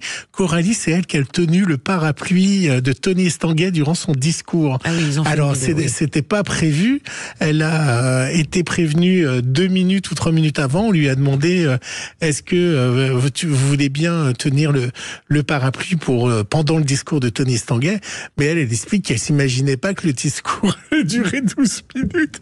Et donc, elle explique que petit à petit, son bras descendait parce que, évidemment, quand vous tenez un parapluie, donc elle, c'est un peu ses Jeux Olympiques. Et puis c'est son instant warolien. Voilà, elle a beaucoup discuté avec Tony Estanguet, et à la fin, Tony Estanguet lui a dit mais tu sais que tu as été vu par 4 milliards de personnes. Et là, elle a eu un choc inimaginable, c'est ce qu'elle raconte, en disant heureusement qu'elle me l'a pas dit avant parce que j'aurais tremblé avec le parapluie. C'est une des personnes qui a été les plus vues dans cette cérémonie, en tout cas en durée, puisque le discours a duré une dizaine de minutes et qu'elle était sur les plans. Elle s'appelle Coralie. Moi j'aime bien ces personnages des Jeux Olympiques. Mon coup de gueule, il va aller, c'est également un article de Combini sur les plongeurs britanniques. C'est un article du Daily Mail qui explique qu'ils ont des problèmes d'argent et donc ils vont sur OnlyFans. Alors pour nos éditeurs, OnlyFans, c'est un site où vous pouvez vendre vos photos dénudées, voire plus, vos vidéos porno. Alors eux disent qu'ils ne font pas de porno dénudé, mais il y a Jack Logger, qui est médaillé d'or aux Jeux Olympiques de Rio en 2016, qui explique qu'il gagne à peu près 33 000 € par an dans son sport et qu'il peut tripler ses sommes en vendant ses photos sur ce site-là. Et il explique qu'il en a parlé à ses parents, c'est un des plongeurs, et il explique finalement, moi, j'ai passé des années à travailler mon corps. Si mon corps peut me rapporter de l'argent d'avoir sculpté ce score. Alors, il y en a beaucoup, hein. Il y a des Australiennes, il n'y a pas que les garçons. Il y a des Australiennes, mais Jack Logger est là-dessus. Vous n'allez pas, vous, sur OnlyFans? Parce que je savais même pas que ça existait, hein, donc ouais. Alors parce que j'ai été voir l'Instagram de Jack Logger pour voir ses photos et comment il vendait ça, et vous le suivez. Vous suivez Jack Logger sur Instagram. Alors vous pouvez faire l'innocente. Vous pouvez faire l'innocente. Je me suis posé la question. Bon, vous le suivez sur Instagram, Jacques Logger. Instagram, c'est pas. Non, c'est Instagram. C'est un plongeur. Oui, c'est un grand sportif. Un grand sportif qui plonge. Bon, moi je voulais juste faire un petit coup de projecteur sur nos amis les photographes, parce qu'on en parlait dans l'info Sud Radio. Il y a une photo qui fait le tour du monde, qui a été reprise par le New York Times, CNN. Une photo qui est iconique. Le surfeur, cette photo de notre confrère de l'AFP, Jérôme Brouillet, tous ces photographes qui sont au bout du terrain, et on voit cette photo, alors je la montre à Marie-Claire, c'est ce surfeur brésilien qui sort de la vague et qui estime qu'il a réussi, mais avec l'élan, il sort de la vague, il saute, et vous avez la planche de surf, le surfeur qui sont droit comme des i avec le leash, c'est-à-dire cette corde qui vous tient entre le surfeur, etc. Et il est au-dessus de l'eau comme s'il flottait. Donc à l'instant T, le photographe a réussi à prendre cette photo. Elle a été diffusée et depuis elle fait le tour du monde. Elle est vue des millions de fois et reprise y compris par les médias américains qui se demandent si c'est pas la photo sportive du siècle tellement elle est réussie. Voilà, allez la voir sur les réseaux sociaux. Et les compétitions à Tahiti, vous pouvez les suivre sur France 3. Moi j'adore ça. À 3h du matin. À 3h du matin, c'est assez fabuleux. C'est ce que j'ai fait il y a 2 jours de cela. Mais je pense qu'ils doivent se sentir quand même un peu loin de la compétition. Je sais pas ce que vous en pensez. J'en ai discuté avec des gens de la fédération de surf il y a 2 jours. Malheureusement, étant si loin, ils n'ont pas forcément toute l'impression, manque d'ambiance. Ouais, voilà, ils sont pas dans l'ambiance. Ils me disaient que à tel point que pour que les jeux aient lieu, ils ont dû terminer la route parce qu'il n'y avait pas de route là où ils devaient. Ils ont fini la route, ils ont fait, je sais pas, 2 km, 1 km de route en plus pour finir la route pour que les Jeux aillent jusque-là, tu vois. Incroyable. Donc voilà, et quand on a vu la cérémonie là d'ouverture, on a vu un petit truc, des 4 Pékins descendus debout derrière un drapeau là, donc j'ai l'impression que c'est un peu loin de tout. Ouais. En tout cas, les journalistes, c'est aussi un rendre hommage aux journalistes de Outre-mer, la première, qui font un travail incroyable. Et c'est très bien qu'on ait une visibilité sur ces journalistes d'Outre-mer qu'on voit pas souvent. Allez, on va se retrouver dans un instant, juste après la pause, avec nos vraies voix des JO ce soir, les membres du collectif des championnes et des champions, avec Marie-Claire Restou, Daniel Sangouma, Gilles Gansman et Antoine Mazer. On se retrouve juste après ça sur Sud Radio. Les vraies voix Sud Radio, 17h, 19h, Christine Bouillot. Avec nos vraies voix des JO ce soir jusqu'à 19h. Dans un instant, on va parler de ces conditions météo un peu extrêmes. Il fait très chaud partout, ces alertes canicules, mais aussi sur les épreuves et les compétitions, sur les spectateurs aussi. Question aussi de pollution, donc ça va être des éléments importants, ou encore les risques d'orage. Donc tout ça bouleverse un tout petit peu, ou pas du tout, l'organisation et le déroulement des compétitions. Mais pour l'instant, c'est l'heure des JO côté pile et côté face avec Antoine Mazer. Mon cher Antoine. Oui, avec une petite information qui nous est parvenue ce matin par nos confrères de chez RMC Sport. Le village olympique a recensé plusieurs vols ces derniers jours. 5 plaintes ont été déposées, d'après également les confrères du Parisien. Les enquêtes ne seraient pas évidentes à mener puisque les lieux de vie ne sont pas équipés de vidéosurveillance. Avec les problèmes liés au transport, à la restauration, c'est désormais la sécurité au sein du village olympique qui est questionnée. L'entraîneur notamment de l'équipe australienne de hockey sur gazon, Colin Batch, a porté plainte pour vol de cartes bancaires et utilisation frauduleuse. Le lendemain, c'est une autre plainte qui a été déposée. Cette fois-ci, c'est un joueur de l'équipe japonaise de rugby qui a été victime de vol dans sa chambre. Il a porté plainte pour vol d'alliance d'un collier d'argent. Le préjudice est estimé à plus de 3 000 €. Ah oui. Dans l'article, ils expliquaient aussi, parce que j'ai lu l'article, que ça arrivait à tous les Jeux Olympiques, qu'il y a eu pas mal de vols et de choses comme ça, que pour l'instant, c'est un peu un épiphénomène. C'est vrai. Une information par contre là sur la cérémonie d'ouverture qui est assez folle, qui nous a été parvenue par nos confrères notamment du Monde, qui raconte ça. L'Orchestre de Paris a prêté en urgence à l'Orchestre National de France des instruments bas de gamme qui ont traversé Paris en dernière minute pour être utilisés pendant les intempéries de la cérémonie d'ouverture. Sur les réseaux sociaux, beaucoup d'internautes s'inquiétaient du mauvais traitement infligé aux instruments à cordes lors de la cérémonie d'ouverture, qui ne sont pas adaptés au plein air et encore moins à la pluie. Donc nos confrères du journal Le Monde rapportent qu'un camion accompagné de 2 motards a embarqué toute sirène hurlante jusqu'au Trocadéro avec une 40aine d'instruments. À 20h30, tout était à l'aquarium de Chaillot vers le Trocadéro. Tout, non. Une caisse contenant les archets des contrebasses avait été oubliée. C'est un coursier à vélo spécialement missionné qui se chargera de son acheminement 10 minutes exactement avant le début du show autour de l'hymne officiel des Jeux. Avant l'heure, c'est pas l'heure, mais après l'heure, c'est important, c'est d'être à l'heure. Et puis il y a eu des photos incroyables de certains présidents de pays, dont Olaf Scholz, président de l'Allemagne, qui n'était pas dans la bonne partie protégée et qui s'est retrouvé, il y a des photos dans les journaux allemands où il était trempé et Emmanuel Macron les a fait venir en urgence, tous les présidents sur la tribune officielle qui elle était protégée. C'est quand même des histoires incroyables de cette cérémonie. On en apprend un peu plus tous les jours de fil en aiguille. Mais on se doutait bien que ce piano n'allait pas être complètement inondé. Les assurances, les assurances, les violons à je ne sais combien, etc. Parce qu'ils étaient vraiment, il fallait effectivement trouver un plan B. Comme quoi tout a été prévu. Ouais, juste un tout petit point score sur ces Jeux Olympiques. L'équipe de France de basket qui est en difficulté face aux Japonais. Ils mènent 72-70. Il reste moins de 8 minutes à jouer. Et forcément inquiétude parce que la victoire, elle est quasiment obligatoire pour l'équipe de France pour s'assurer une belle place pour la suite de la compétition. Bon, à suivre, parce qu'il y a aussi les handballeuses tout à l'heure qui vont démarrer leur match, leur 3e match de la compétition. Ça va bien pour le handball féminin. Mais pour les garçons, beaucoup moins. Un petit peu moins, un petit peu à la peine. Il y a des médailles qu'on attend Eh bien, tout à l'heure, j'en parlais tout à l'heure en natation. Peut-être il y aura 7 courses quasiment. On sera alignés partout les Français. Il va y avoir bien sûr la finale en escrime en équipe face à l'Italie. Ça sera autour de 20h30. Et puis par contre, les jeux sont arrivés en gymnastique. C'est Simon Biles qui est là actuellement la finale par équipe avec les États-Unis. C'est actuellement. Et pour l'instant, les États-Unis sont en tête. Donc peut-être une future médaille d'or à venir pour Simon Biles.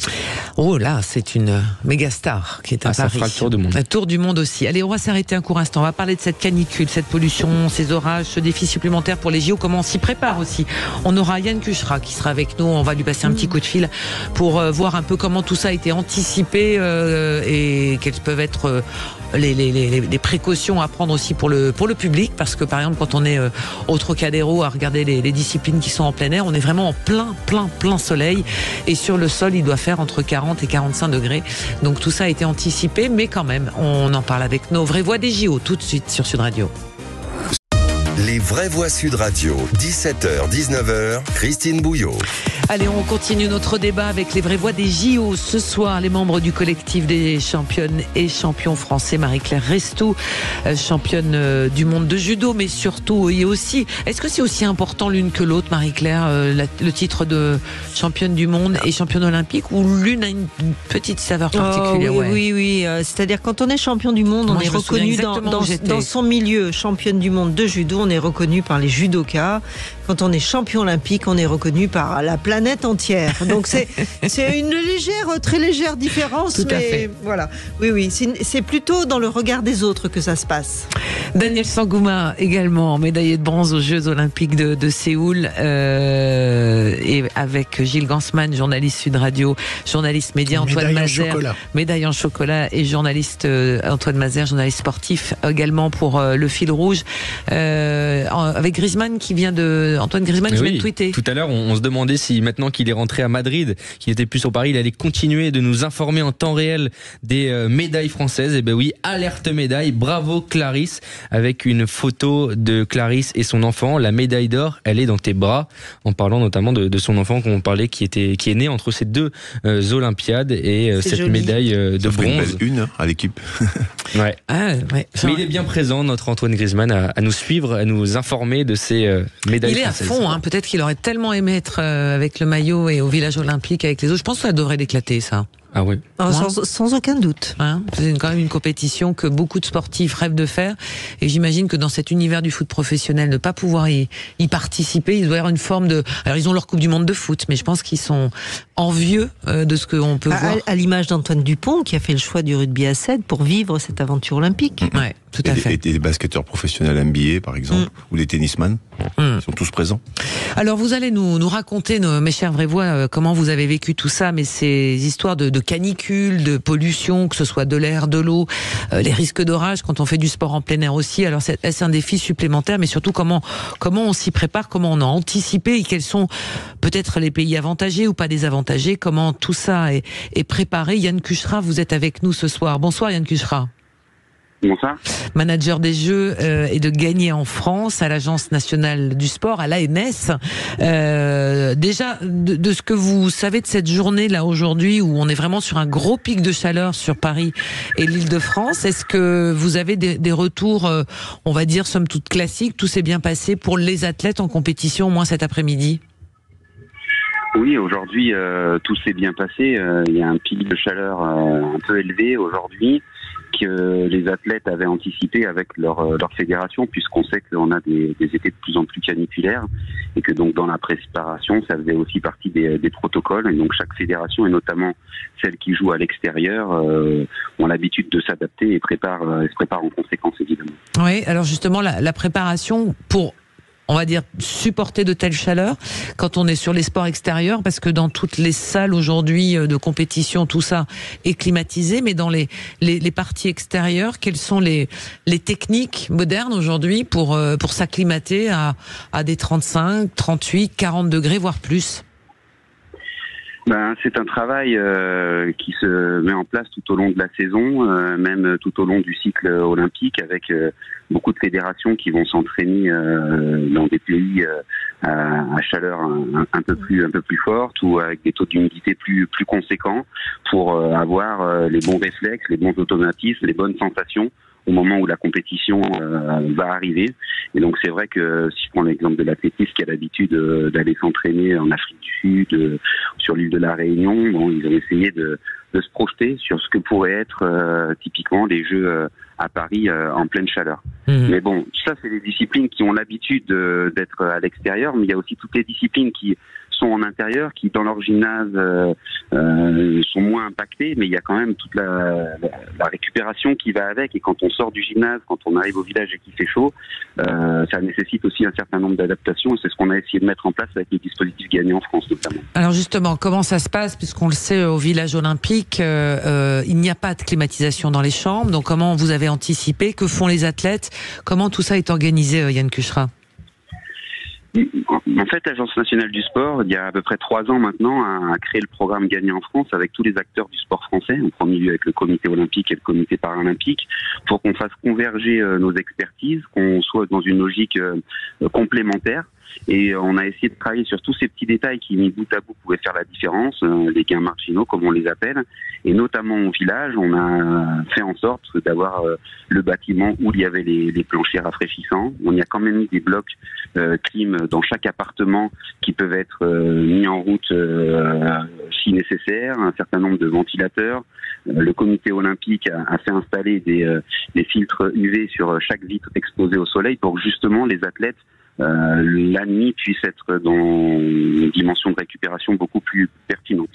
Et on a fait exactement la même chose à côté, au lycée Marcel Cachin, puisqu'on a créé la maison de la performance. On a complètement transformé ce lycée pour permettre aux Français d'avoir une bulle sereine où ils puissent se préparer, récupérer, faire des soins médicaux supplémentaires.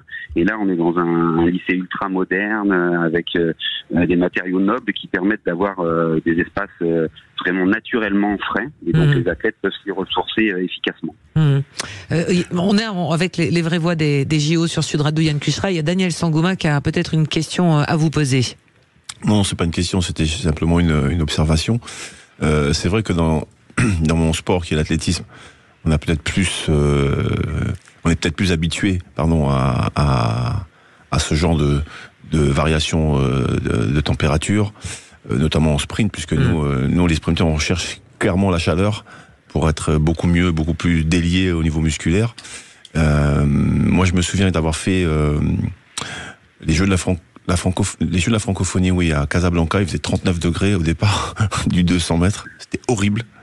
Même mettre les mains au sol, c'était, je sais pas combien de degrés il devait faire sur la piste, mais ça m'a pas empêché de battre mon record ce jour-là. Donc, pour nous, les sprinteurs, c'est vraiment, c'est presque ce qu'on recherche le plus souvent, quoi.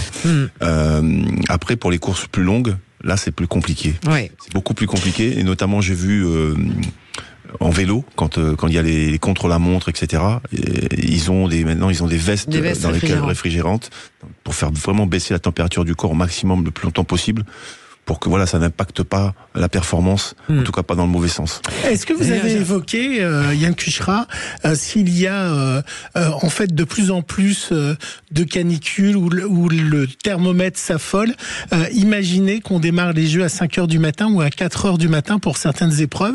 Est-ce que c'est l'ultime chose que vous pouvez faire ? En tout cas, pas à mon niveau. Moi, je suis pas du tout dans l'organisation Paris 2024. Je suis vraiment dans l'accompagnement des équipes de France. Et c'est bien les athlètes avec leurs entraîneurs et les fédés qui portent les projets de perf. Et nous, à notre niveau, on essaye de mettre tous les ingrédients supplémentaires pour les mettre dans les meilleures dispositions.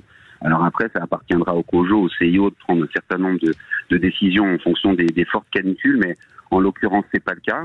On voit bien que la météo impacte les épreuves, avec notamment le triathlon qui devait se dérouler ce matin pour les garçons et qui est reporté à demain matin. Donc forcément, les organisateurs sont obligés de s'adapter, mais c'est pas du niveau de l'agence que d'aller dans ce domaine-là. Ouais, sur le plan de la récupération, vous en parlez, Yann Cucherat, justement ces variations de température, qu'est-ce que ça provoque en tous les cas? Peut-être plus difficile de récupérer dans des conditions avec, on va dire, 20 degrés d'écart entre une salle par exemple climatisée et puis un extérieur où on frôle les 40 degrés. Est-ce que ça joue vraiment? Oui, ça joue parce que dès qu'on sort du gymnase, il y a une sensation un peu étouffante. On a l'impression que le muscle a du mal à se relâcher. On a quelque chose qui facilite pas la récupération. C'est pour ça que notamment dans notre stratégie, le lycée Marcel Cachin, à 3 minutes 30 à pied du village, permettait de limiter les déplacements dans les transports officiels qui parfois mettent du temps à aller jusqu'au gymnase. C'est pour ça que le judo s'entraîne en permanence au lycée Marcel Cachin, comme la boxe, comme le basket 3-3, le hand, l'haltérophilie, etc. Et ils sont très nombreux à venir au lycée. C'était pour gagner justement dans les phases de récupération, pas perdre de temps dans les transports. De la même manière, on y a mis 2 bains froids, un 11 degrés, un 12 degrés, qui permettent là aussi des phases de récupération encore plus qualitatives et rapides. Finalement, on essaye de reproduire ce que les athlètes connaissent au quotidien dans leur zone d'entraînement, dans leur zone de confort. On essaye de le déplacer, de le délocaliser en proximité immédiate du village, puisqu'on sait qu'au village, il y a des contraintes, il y a du monde, il y a du bruit, ça fourmille de partout. On essaye d'y apporter cette sérénité, ces espaces beaucoup plus confortables, avec des zones conviviales, de repos, où les athlètes peuvent rester dans leur bulle. Je pense que ça fait partie aussi de ces enjeux-là et qui répondent à des phénomènes climatiques de plus en plus dégradés. Yann Kushraya, Marie-Claire Estou qui va intervenir. Bonjour Yann. Oui, bonjour. Simplement pour dire, effectivement, la météo, on n'a pas la main dessus, on maîtrise absolument pas la météo, donc c'est à l'homme de s'adapter. Ce qu'on fait là et tout ce qui a été fait, on a pu le faire parce qu'on était en France. Est-ce que dans des jeux précédents, on a l'équivalent de cette organisation en ayant la possibilité de s'entraîner à proximité du village? Là, tout a été fait pour l'ensemble des fédérations sur un site à proximité et c'est super. Mais c'est pas toujours facile quand on est sur des jeux en dehors de chez nous. C'est très juste. Mais on avait voulu faire une maison de la performance à Tokyo, mais avec le Covid, on avait abandonné le projet.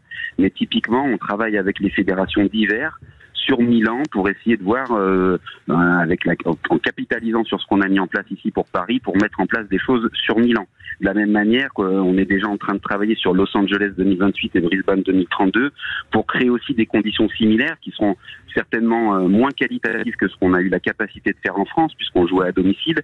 Mais sur cette base-là, on va pouvoir construire quelque chose de solide, de durable pour que justement de l'expérience qui a été la nôtre sur ces jeux, on le transforme positivement sur les Olympiades et Paralympiades qui vont suivre.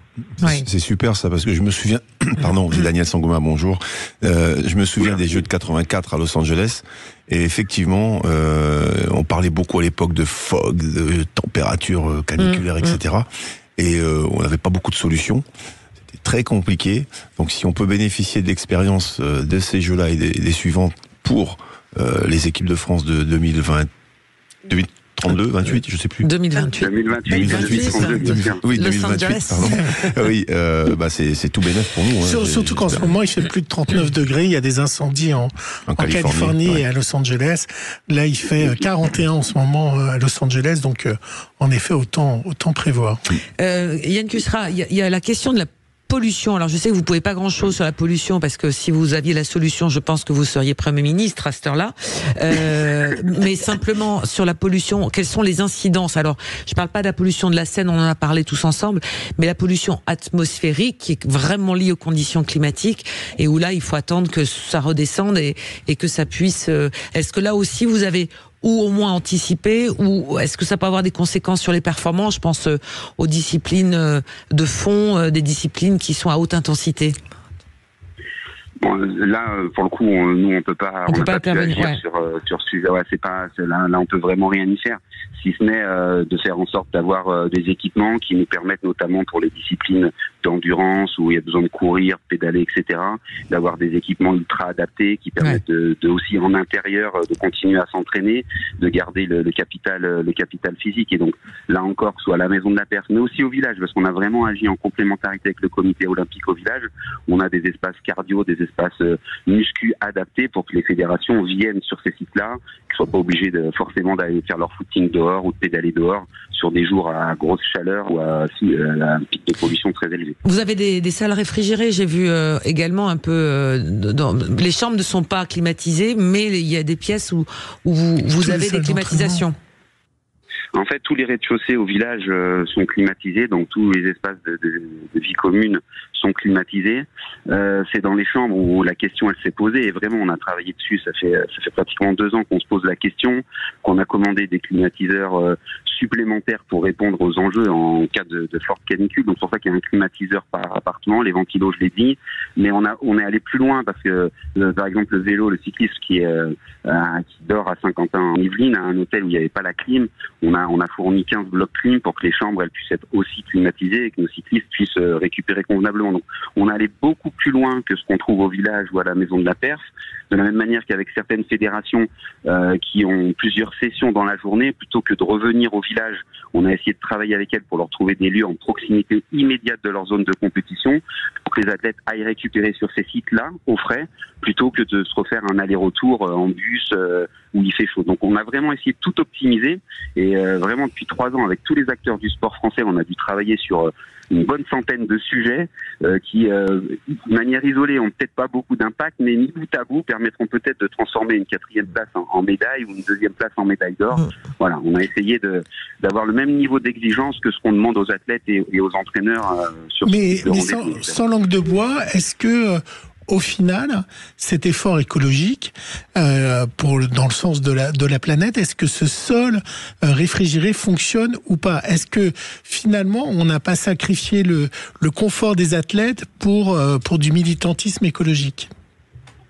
Non, je crois pas, parce que l'objectif était qu'on reste à des températures décentes pour pouvoir dormir et récupérer convenablement.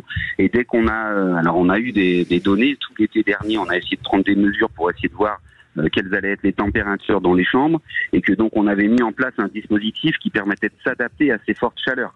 Mais qu'on n'avait pas de signaux trop faibles il y a 1 an. Alors c'est vrai qu'on n'a pas eu l'été le plus caniculaire pendant il y a N-1, mais pour autant, je crois que les athlètes, c'est normal qu'ils puissent dormir dans de bonnes conditions et que personne aurait jeté le discrédit là-dessus. Mais il faut aussi faire face aux enjeux écologiques, au devenir de notre planète, et je pense que c'est la responsabilité de tous et des sportifs aussi d'être exemplaires. Voilà, mais pas à n'importe quel prix. Mais là, il fonctionne le sol, ça fonctionne comme solution? Oui. En tout cas, au moment où on se parle, j'ai pas eu de remontée de fédération sur des problématiques au village. J'y suis allé ce matin, j'ai posé la question et mes collègues du comité olympique m'ont indiqué qu'ils n'avaient pas eu de remontée, qu'ils faisaient suffisamment frais. Je vais pas aller jusqu'à dire qu'ils faisaient frais dans les chambres. En tout cas, c'était vivable. C'était tenable, voilà. Donc, je ne saurais pas que le pic dure trop longtemps, évidemment. Mais en tout cas, aujourd'hui, j'ai pas d'alerte au moment où je vous parle. D'accord.